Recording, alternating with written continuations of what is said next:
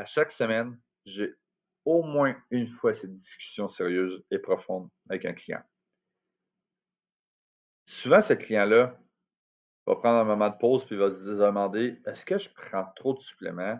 Est-ce que je suis en train de perdre mon argent? Puis j'aime avoir ce genre de discussion-là parce que, en toute honnêteté et transparence, effectivement, il y a beaucoup de gens qui garochent leur argent par les fenêtres en bon québécois. Que c'est inefficace, inutile, qu'ils ne savent pas faire ça comme il faut.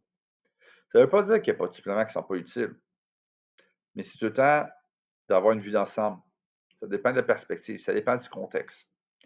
Et j'avais envie de dédier cet épisode à cette discussion qui revient à chaque semaine depuis des années et j'espère que ça va pouvoir t'aider. Mon nom, c'est Charles Vaillancourt, je suis naturopathe agréé. Ça fait plus de 10 ans que je t'accompagne au quotidien.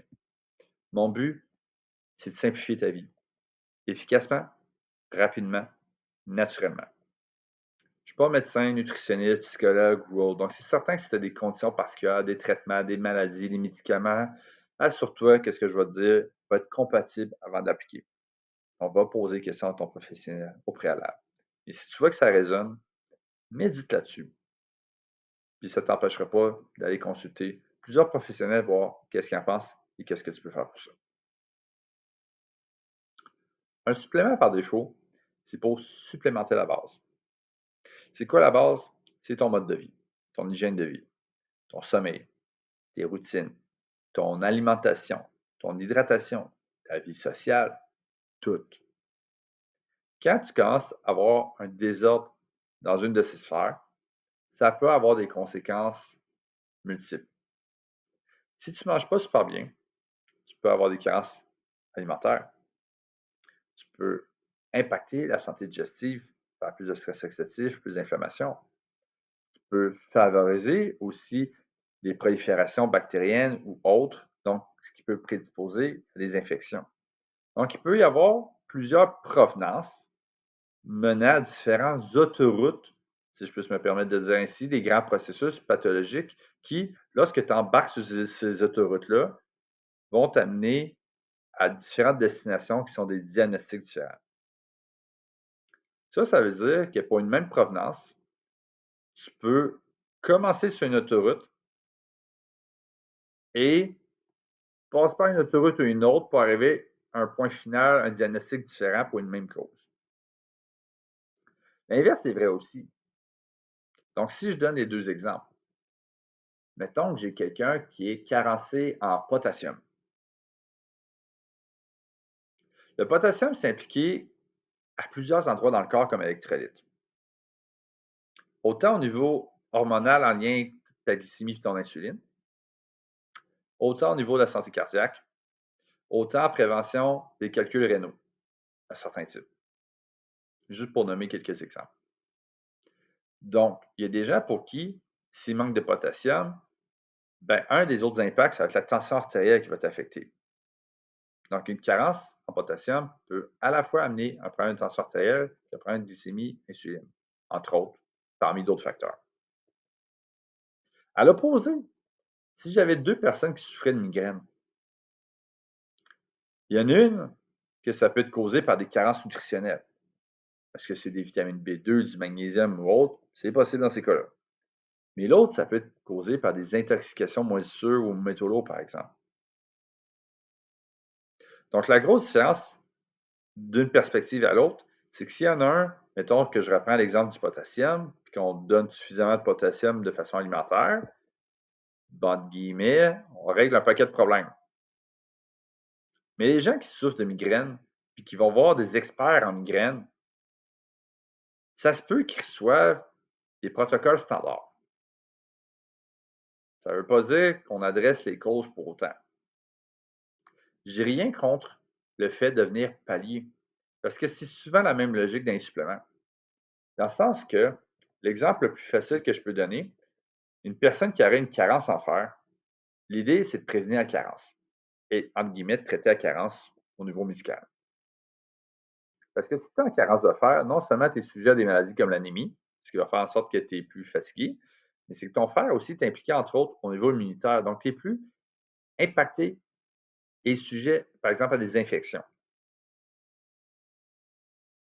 Mais ça ne t'empêche pas de prendre ton fer et de poser ta question, crime, pourquoi est-ce que je manque de fer ou pourquoi est-ce que ça m'arrive souvent?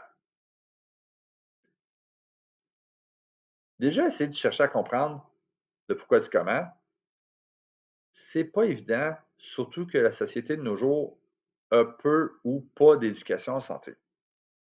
Mais heureusement, on a beaucoup accès à beaucoup de ressources, que ce soit l'intelligence artificielle, Google, les conseillers des professionnels, les consultations, etc.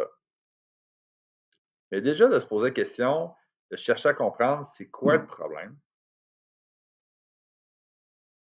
c'est aussi s'octroyer le privilège de se prendre en main, de reconnaître les facteurs de risque qu'on vit, pour ensuite se poser les questions de comment est-ce que je peux réduire mes facteurs de risque, donc mes négatifs, mais aussi qu'est-ce que je peux faire pour aider, donc augmenter mes points positifs. Parce que si on fouille plus loin, on peut réaliser qu'une carence en fer, ben, ça peut être causé par l'alimentation. Si je ne mange pas, normal que j'en manque.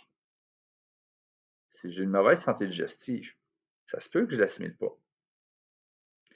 Si je vis des désordres immunitaires, puis d'inflammation chronique, puis du stress oxydatif beaucoup, ben ça se peut que j'en perde.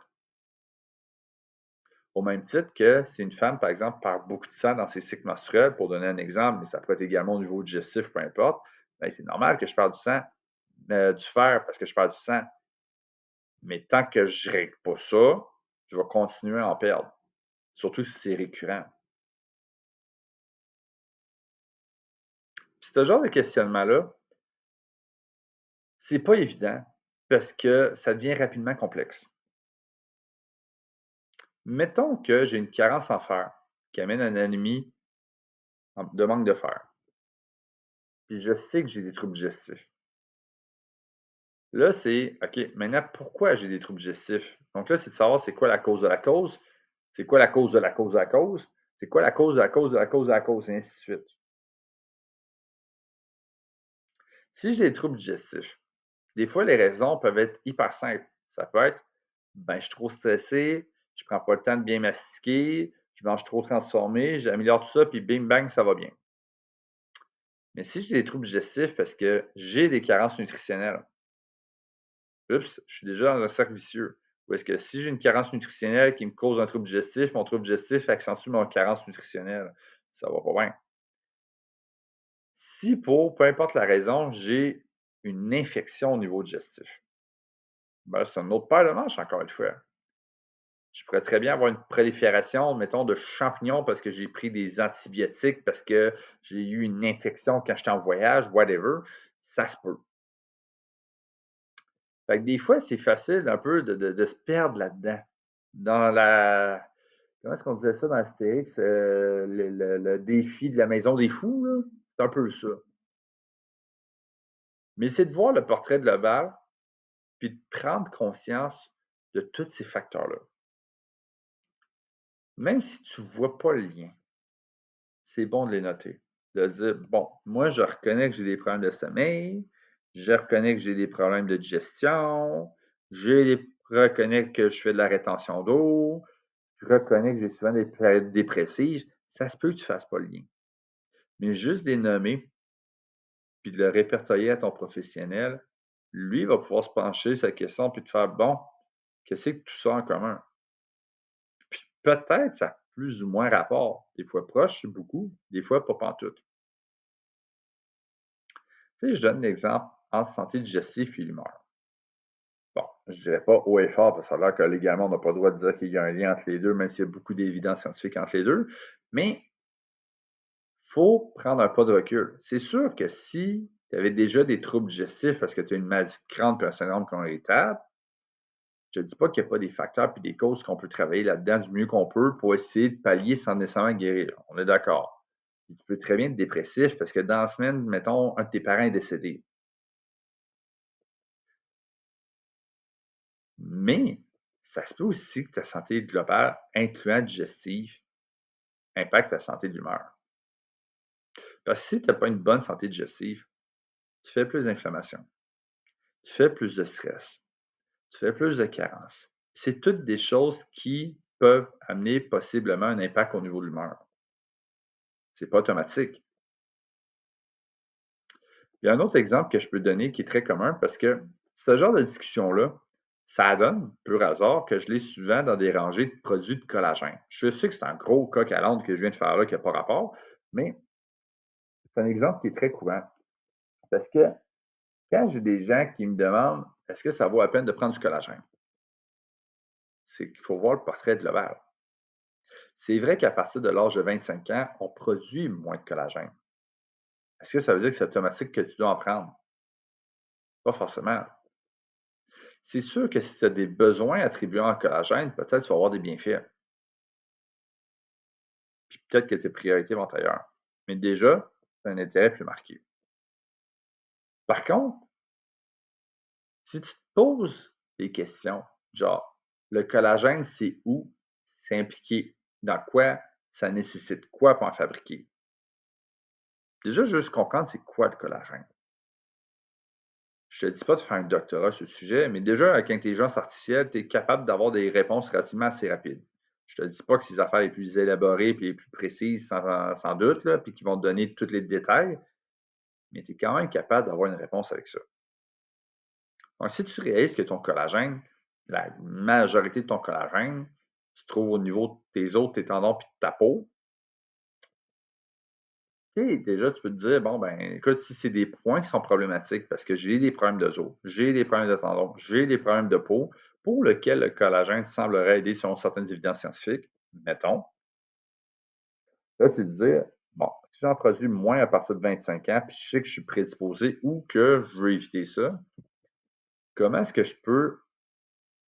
En fait, qu'est-ce qui est impliqué dans la production de collagène?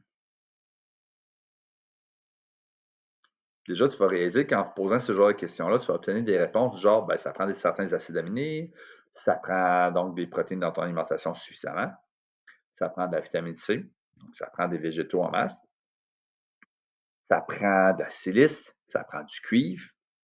OK, good. Pour chacun de ces aspects-là. Maintenant, tu vas pouvoir te poser la question, quels sont les points négatifs pouvant nuire à tout ça? Quand on regarde des conditions où est-ce que le collagène est atteint, exemple l'arthrose, parce que le cartilage qui est composé de collagène, entre autres, mais pas que, il est atteint.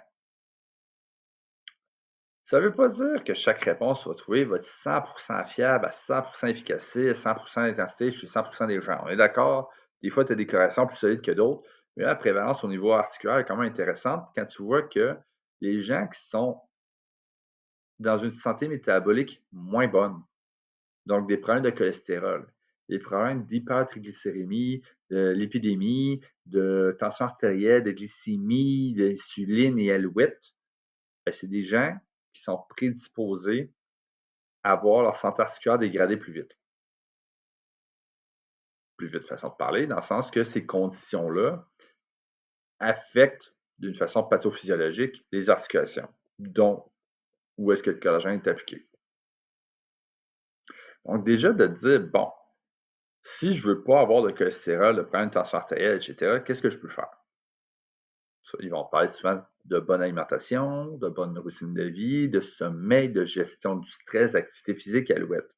Quand tu vas regarder tout ça, c'est souvent des normes, des affaires qui vont revenir à la base. Tu peux te poser la question, qu'est-ce que dans ça ne va pas bien chez moi? Si tu sais que tu as des gros problèmes de sommeil, ça peut être un point majeur à travailler. Si tu vois que tu n'as pas de problème d'hydratation, puis tu bois déjà 2-3 litres d'eau, peut-être qu'en travaillant sur ton sommeil, tu vas avoir plus d'impact que de vouloir te rajouter un autre verre d'eau dans le décor. On est d'accord? Fait que la logique est là. Mais si tu appliques ça sur les autres facteurs nécessaires à la production de collagène, là, ça devient intéressant. Parce que, mettons qu'on prend l'exemple du cuivre.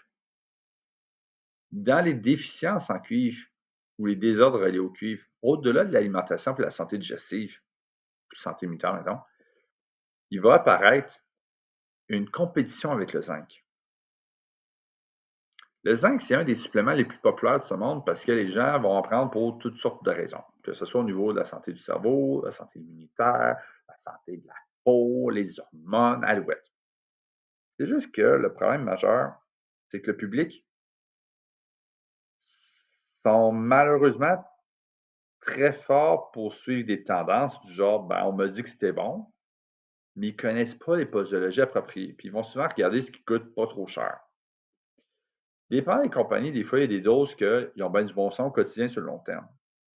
Mais quand tu arrives sur un zinc 50 mg élémentaire de zinc citrate à 9,99 pour 90 comprimés, je vous le dis, ça se vend beaucoup. Puis c'est du monde à qui on n'a même pas l'occasion de jaser parce qu'ils ne sont pas intéressants de jaser bien, puis ils se disent être correct. Mais prendre 50 mg sur le long terme pendant plusieurs mois ou années, là, ça peut faire compétition à ton cuivre puis diminuer ton cuivre. Si ton cuivre va pas bien, là, au-delà de ta santé articulaire au niveau collagène, ça peut avoir d'autres impacts. Ton cuivre est impliqué au niveau de tes globules rouges, puis de la transport du fer, puis de tout ça. Ça se pourrait que si tu manques de cuivre, que tu sois un peu plus fatigué. Fait que juste de te poser la question à comprendre, bon, mettons que je fais face à du magnésium ou du zinc ou du collagène, ça fait quoi dans la vie, puis qu'est-ce qui est impliqué avec ça? Puis de chercher à comprendre c'est quoi les facteurs qui nuisent à ça. Puis de travailler à ça, déjà, c'est un point de départ. Ça revient un peu à dire, c'est comme dire, j'essaie d'être riche, mais la première question que tu peux te poser, c'est comment ne pas être pauvre. Tu sais, c'est un peu la même logique. C'est comment ne pas être malade. Ensuite, la troisième question, c'est de poser la question, qu'est-ce que je peux faire qui va avoir plus d'impact positif si j'en rajoute?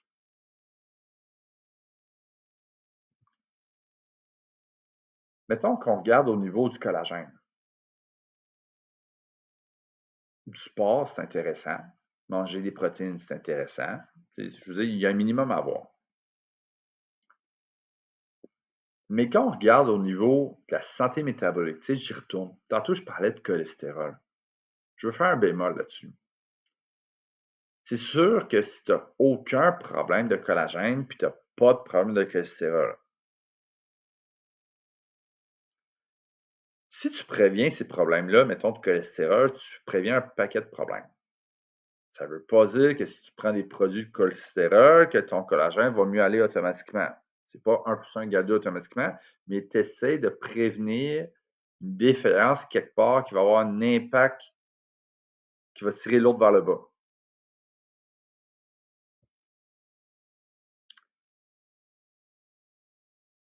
Cela dit, si j'ai quelqu'un qui a de l'arthrose depuis 20 ans, c'est sûr que si je donne des produits pour le cholestérol parce qu'il y a un mauvais cholestérol qui est trop élevé, ça ne veut pas dire que ça va rétablir ses articulations. On est d'accord.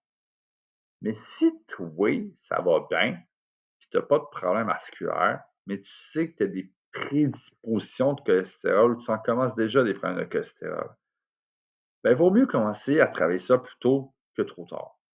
Parce que si c'est trop tard, ben, tes problèmes de cholestérol ne vont pas juste impacter, mettons, possiblement la santé articulaire, mais la santé cardiovasculaire, la santé globale, en fait.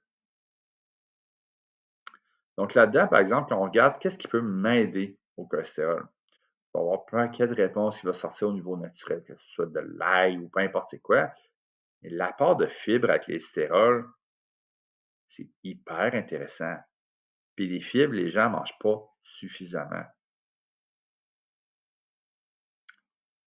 L'activité physique aussi, c'est intéressant. Une bonne alimentation, c'est intéressant, etc. Donc, déjà, de te poser la question, un, comprendre c'est quoi ton problème, puis tout ce qui est relié à ça. Deux, c'est quoi tous les facteurs nuisibles à ce problème et les facteurs reliés. Trois, quels sont les facteurs aidants pouvant aider. Déjà, juste de te poser ces questions-là, ça va t'aider à diriger tes recherches et avoir des réponses qui vont avoir de l'allure.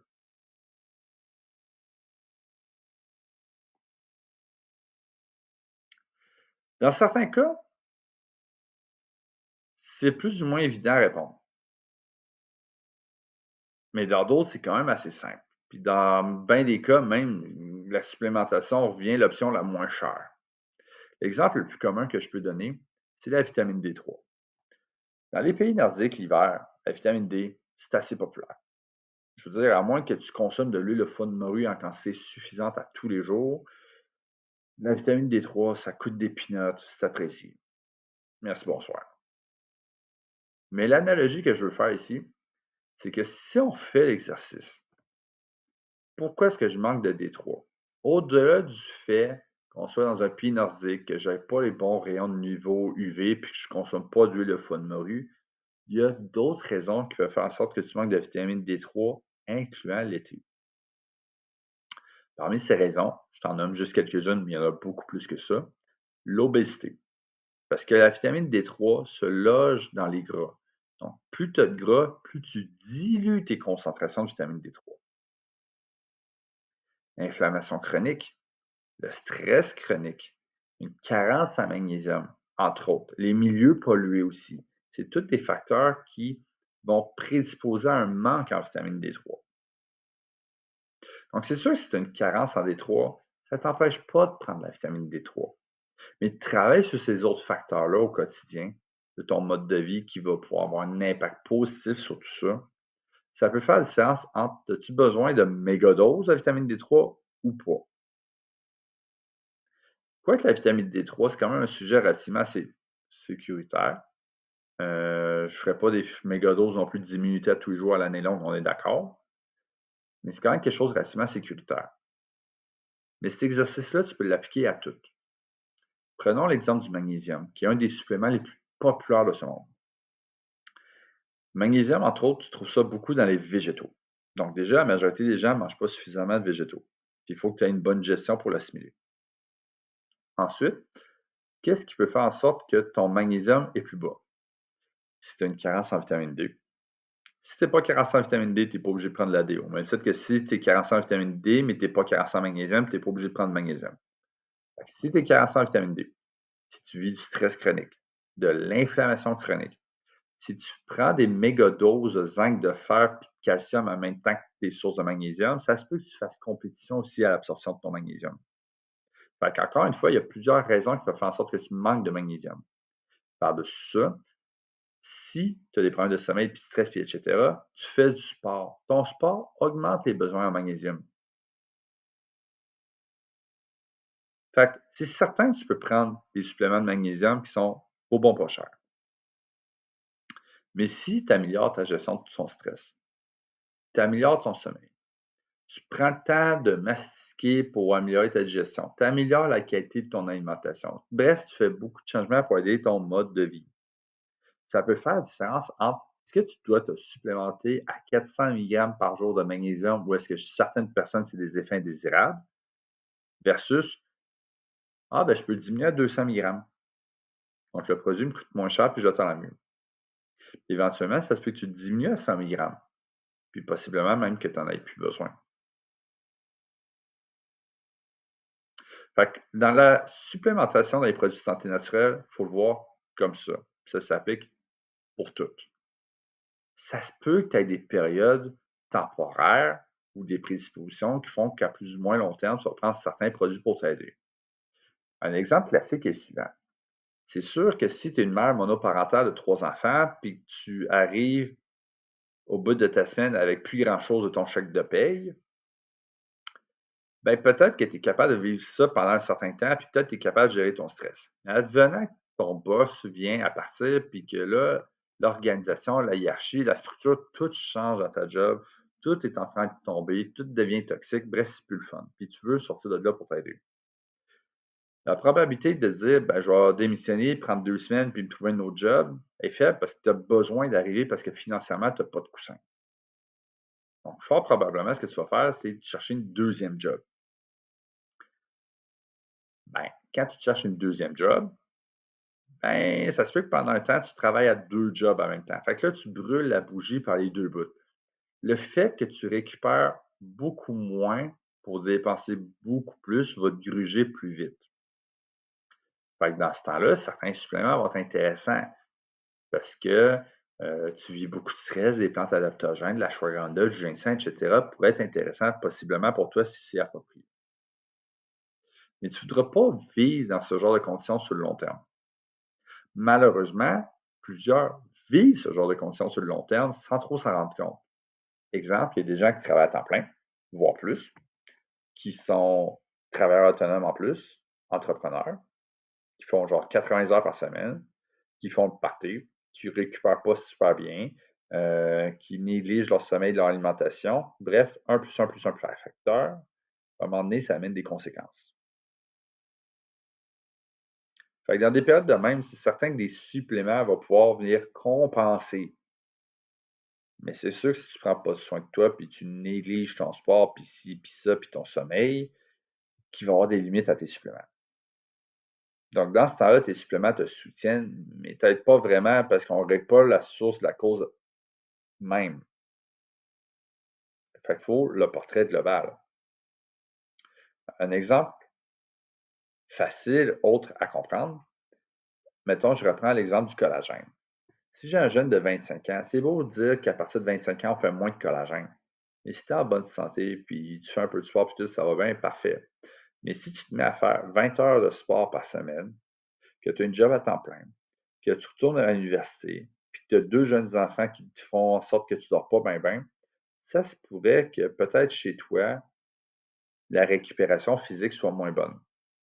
Ben, peut-être que prendre du collagène pour toi va te convenir. Puis il y a une multitude d'autres produits sur le marché qui vont aller dans le même sens. Exemple, la membrane d'œuf, qui pourrait agir même possiblement plus vite que le collagène. Mais dépendant des gens, il y a des cas où est-ce qu'on va vouloir une option qui agit rapidement, surtout si c'est un effet temporaire, mais il y en a d'autres qu'on va vouloir regarder sur le long terme, ce qui va être le plus économique. Fait que c'est beau de dire que, mettons, il y en a un, je cherche le plus efficace, mais ça te finit par coûter 400$ par année versus 200. Ça se peut que tu fasses, ouais, ok, je vais repenser à ça une deuxième fois, puis je vais prendre le choix qui va être le plus approprié à mon mode de vie, à ma réalité. Aussi, c'est qu'il y a beaucoup de gens qui prennent des suppléments en tout genre. Il y en a qui vont les prendre de façon séparée, exemple glutamine, glucosamine, camomille, boswellia. Mais si tu prends le temps de t'informer ou de chercher, mais surtout de t'informer à des conseillers ou des naturopathes ou des professionnels, ben peut-être qu'on va te faire réaliser que, ben écoute, il y en a des produits sur le marché qui combinent tout ce que tu prends ensemble aux doses qu'il faut, puis que ça te revient pas mal moins compliqué puis pas mal moins cher. Dans d'autres cas aussi, il y a des suppléments que je vais dire que je vais considérer beaucoup plus inutiles que d'autres. Mettons que quelqu'un me dit, je prends une poudre de protéines, je prends des BCAA, puis là, je veux prendre des EAA. Ben, tes BCAA et tes EAA, ça sert déjà à rien si tu as des protéines, si tu en as suffisamment au quotidien. Si tu cherches à perdre du gras, puis qu'on a dit que supposément tes verres va t'aider, puis tu as juste un 5 livres en trop, la probabilité que ça t'aide, assez faible, très mitigée. Pas impossible, mais ça va être très mineur, très modeste. Juste chez les gens obèses, à des méga-doses qui ne font pas pour tout le monde, pour 3-6 mois, on parle de peut-être 3 livres. Imagine si tu as juste un 5 livres en trop, la probabilité que ça t'aide, bof, bof. Fait qu'effectivement, il y a beaucoup de produits que les gens prennent qui sont quelque part inutiles, puis tu garages ton argent par les fenêtres. Il y en a qui vont être très utiles, comme la vitamine D3, parce que ça coûte des peanuts. Même que dans certains cas, par exemple, je change de sujet, la poudre de protéines est une source de protéines qui revient beaucoup plus économique pour la même quantité de protéines par mois que des œufs, par exemple. Tu n'auras pas le même profil nutritionnel, mais par exemple, il y a des options de même qui sont très utiles, très le fun. Il y en a qui vont être très versatiles, très utiles aux Nord-Américains moyens, comme du magnésium. Mais il ne faut pas oublier, il faut que tu regardes ton mode de vie. Si tu le négliges, ben ça se peut qu'entre guillemets, tu n'aies pas le choix de prendre plus de suppléments pour compenser et essayer d'arriver parce que tu décides de ne pas corriger ton mode de vie. Et si tu décides de mieux gérer ton stress, d'améliorer ton sommeil, d'améliorer tes habitudes, de prendre le temps de mastiquer, d'améliorer ton alimentation, etc., ben, peut-être tu aurais moins besoin de prendre de suppléments aussi. Personnellement, sauf une fois en ma carrière, parce qu'il y avait des ruptures de stock, c'était très compliqué, puis il y avait genre 3-4 diagnostics, j'ai jamais eu à conseiller plus que 3 suppléments. Si j'en ai eu plus que 3 dans le décor, c'est parce que la personne en voulait plus, elle voulait des bonus, elle en prenait déjà ou avait des cadeaux. Mais en 3 suppléments, tu devrais avoir déjà la majorité de tes bienfaits recherchés. Mon avis personnel. Ça se fait en prendre plus, mais c'est mon avis. Si tu as aimé ça, abonne-toi.